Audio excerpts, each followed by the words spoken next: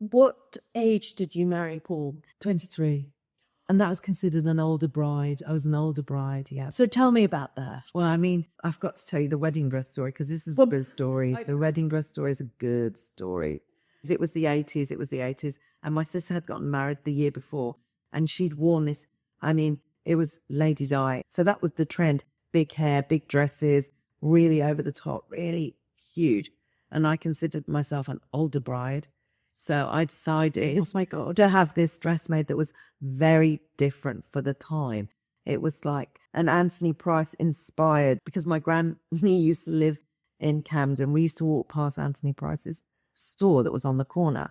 So it was an Anthony Price's and probably Dior inspired from, I don't know where I would have seen this, the 50s musical somewhere, must have been in my head. It was like a Duchess satin, which is like a heavy satin in ivory. I made a decision to have it in ivory. It was like a shawl collar that turned into a tray, and it was a very narrow collar. I didn't let my mum come to any of the fittings. And then when So you commissioned? Yes. So when I dragged it out of this bag to show mum, she goes, "What is this?" "Oh my God, it's an evening dress." And then she said, "What is the color?" I said, "It's ivory." And she was like, "Oh no, everybody's going to know." I mean, honestly, she was horrified that it wasn't big, it wasn't beaded, it wasn't what she'd wanted for me.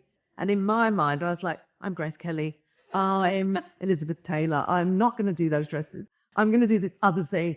And she was horrified. Because should you have been in white? Should have been in white. Proper. Everybody's going to know. Everybody. I mean, she just was so funny. But I loved it. And I look back at the pictures and I think, thank God I made that choice.